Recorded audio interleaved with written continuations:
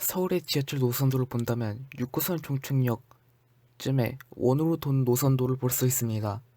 이 역들은 무엇이고 생긴 이유는 무엇일까요? 지금 제가 서 있는 곳은 다소 쓸모없는 독바위역 근처인데요. 그냥 6호선의 종착점을 만드는 것을 헷갈리게 한 바퀴를 돌게 해놨습니다. 왜 이렇게 헷갈리게 한 바퀴를 돌게 해놨을까요? 사실 그들도 일부러 이렇게 만들지 않았습니다. 이 문제의 정답은 서울의 노선도를 보면 알 수 있습니다.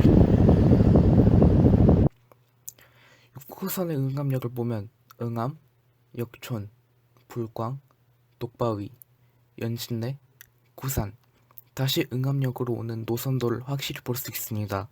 근데 다시 응암역을 보면 응암, 구산, 연신내에서 독바위 쪽이 아닌 다른 쪽으로 뻗어진 방향이 있습니다. 이 길의 정체는 무엇일까요? 기존 6호선 탄 노선과 같이 종착역이 뚜렷하게 구분된 노선이었습니다. 당시 노선은 연신내역을 지나 기자촌까지 연장되는 노선으로 구상되고 북한사의 일부를 깎아 차량 기지를 세우려고 했습니다. 그럼 그냥 깎아내리면 될 것을 왜 깎아내리지 않고 지금의 노선도가 만들어졌을까요? 아까 보신 응암역부터 시작해서 응암역으로 한 바퀴 도는 역들을 응암순환선이라고 합니다. 그리고 국내 유일한 순환 형태의 노선입니다.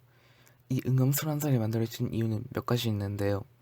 첫째는 연신내역에서 기자촌까지 들어가려면 너무 많은 양의 북한산을 깎아내려야 합니다. 쉽게 깎을 수 있는 양이 아닌 것이죠. 사실은 북한산을 깎아내리는 것에는 문제가 없었습니다. 하지만 그것은 막대한 비용이 들어갔죠. 그래서 당시의 6호선 시설을 거의 건드리지 않고 싸게 건설을 했습니다. 둘째는 연신내역의 도로 폭이 좁아서 어쩔 수 없이 주택가 아래쪽에 연신내역을 만들었어야 하는데 그러면 연신내역 쪽에 주민들이 소음으로 힘들어할 것 같아 그 대안으로 나온 것은 두 가지 있었는데요. 첫째는 지금의 응암순환선이고 둘째는 연신내역에서 조금 더 연장해 기자촌에서 회찬 방식이었습니다. 그리고 결과는 지금의 응암순환선이 채택되었습니다. 그럼 결과는 어떨까요? 단순히 역 몇 개를 더 만들었을 뿐인데 누가 불편해할까요? 응암순환선에는 생각보다 여러 개의 불편한 점들이 있습니다. 그럼 지금부터 알려드리죠. 첫 번째는 만약 제가 응암역에서 불광까지 가고 싶다면 바로 옆이지만 한 바퀴를 돌아서 가야 합니다. 만약 불광역에서 내리는 것을 까먹었다면 다시 응암역에 내려서 환승을 하고 불광역까지 다시 가서 내려야 합니다. 그 짓을 할 거면 차라리 걸어서 가는 게 더 빠를 뿐더러 돈이 훨씬 더 많이 들어 훨씬 비효율적입니다. 실제로 그 일은 잦기 때문에 6호선의 모든 역들에는 응암순환선을 조심하라는 문구가 써진 표지판이 있습니다. 둘째는 그곳에 지나간 버스는 7720번, 지하철은 6호선이 유일해서 교통 시스템은 서울에서 가장 취약한 곳 중 하나입니다.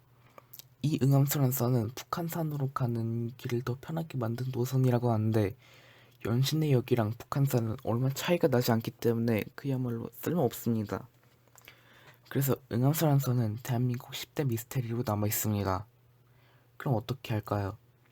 나중에 6호선이 이 불편함을 헷갈린 응암순환선은 나중에라도 제거될까요?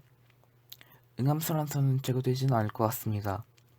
역은 이미 지어졌고 철거하기엔 막대한 비용과 소음 공해를 감당해야 하기 때문입니다. 그래서 우리는 이 응암순환선 어쩔 수 없이 달고 살 수밖에 없을 것 같습니다.